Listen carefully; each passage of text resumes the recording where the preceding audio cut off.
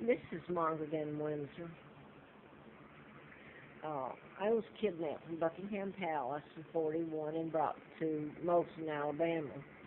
And sorry I'm having this trouble with this, but I don't think I'm going to be able to put any more videos up, and so far it doesn't seem to have accomplished anything. I've been doing it for over 2 years now. And one of the things I told about, and I'm not going to lay out all the documents or letters or any of that at this time, I wrote about mind control murders being done in patterns back 76 till April Fool's Day of 80, when they put antifreeze in me and I should have died. Instead, I'm leaving out because you can't tell it. This has been done on a daily basis. Had a letter from the FBI. I thought it was because of the book and the doctors involved in mind control, like Larry McDonald, U.S. Congressman, doctor at Piedmont Hospital, whose plane later, he went down on the KAL on August the 31st of '83. And I was in a campaign to replace him, and let me tell you, my life had been hell. But Larry Flint had been shot in Lawrenceville, Georgia, March the 6th of '78, while I was doing the book at Moonraker Apartments in Marietta. And he flew me out there, and I usually put this on, and I won't, he did a editorial in Hustler saying I knew who was responsible for his shooting. It was the April issue of '84. And I have never seen him since. I was out of his home twice during the campaign in '83. My point in doing this is I've had everything in the book done to me, and people talk about human rights and all that. I have an immune disorder, and when I'm in close quarters, this has all been deliberately done, and I'm afraid to put anything else up because they can knock on my door and do anything they want to me. But I have an immune disorder, and I'm allergic to chemicals. And when I'm inhaling them, like in the close quarters now or even closer, it makes my immune system attack itself. And over the years, the inflammation and the fact that I've had to have a place to live, I've lived on the Appalachian Trail, froze, starved. I hope everybody has to look at it one day, what they did to me, are doing to me. I didn't commit any crimes. They were committed against me, and not one person has ever paid for it. Larry Flint was just one of them. George Wallace, governor of Alabama, ran for the presidency, was one that was shot. The person was programmed to shoot him. He's a victim himself. And John Lennon, while I was working at the DA's office, after they put antifreeze in me and I could barely hold it together to pretend nothing had happened to me, passed a background check, Sheriff Patterson, and John Lennon was killed then, shot by Mark David Chapman. But anyway, mind control programming, modifying behavior is what happened to the Virginia Tech shooter back April the 16th of '07, the Sandy Hook, a young man that killed his mother, and they claim they're mentally ill, and they're blaming all of it on guns and mental illness. Mind control has nothing to do with mental illness whatsoever. So mental illness is getting a bad rap, and it's also making it so easy for a cop, somebody to fill out a paper and come to your door and either lock up your kid or lock you up. And they can haul you off and keep you for a certain amount of time. And by the time you get out, you don't know what's going on. So anybody can read MK Ultra and mind control now. All they have to do is Google it. But that's how a lot of your mass murders. Let me say Hinckley. Go back to Hinckley.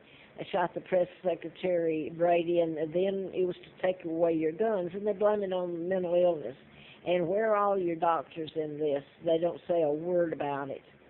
So you're sending innocent people to prison to die. Scott, now I'm going blank here. Mark Garagos.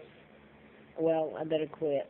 Let me just finish what I wanted to say. I said that I even named a Virginia State Trooper retired in a lot of the videos I've done. They used my illness against me to make me to move me, and it's what happens to why they have to move me from one spot to the other. And I try to tell people, and this is on the videos, a lot of them too, that one of the mind control murders was Mark Kelly and Scott Kelly. They're twins. And Mark Kelly, they're astronauts, and Mark Kelly is married to Gabby Gifford, who was U.S. Congresswoman. It's the Tucson, Arizona shootings. And Mark and Scott are my son's names. And so these murders have been done in patterns. And I've tried to tell people, and I don't know, they're either afraid of it, a lot of them are. But anyway, I'm just going to say this. I was moved out into apartment complex. I couldn't get a place to live and moved, or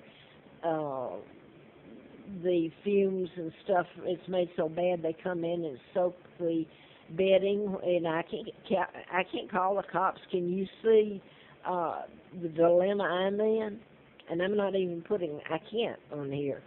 But anyway, this is the place where I either die or it ends and maybe it's told. It's Scott Retirement, and I'm not going to put the city it's in, but I came here, and what's happened in the past I've put up, like I went to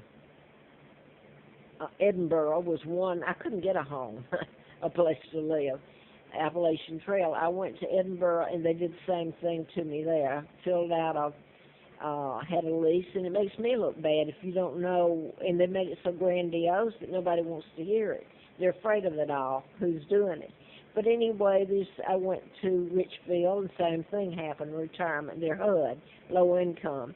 Then I went to Bedford, and that was Joseph's Dream. And what it is, they tie up the person with, because, like, the minister's name was Moore. He's a black minister from Washington, North Carolina. He owns a whole bunch of these elderly retirements, and they had mildew and mold there too, and it was a brand new unit, and the air conditioning went out when I went there in 2011. Yeah, I managed to stay there 7 months, and I'm leaving a lot of it out.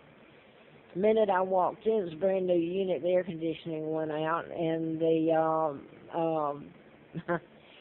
where the air conditioning sucks everything up, looked in there, and it's mold and mildew. It sprung a leak, and it's brand new. Nobody lived there. So I'm just giving you, and I'm British, by the way. It's who I am. And I'm looking up at the War Memorial in Bedford, and they're flying the British flag alongside of the American flag.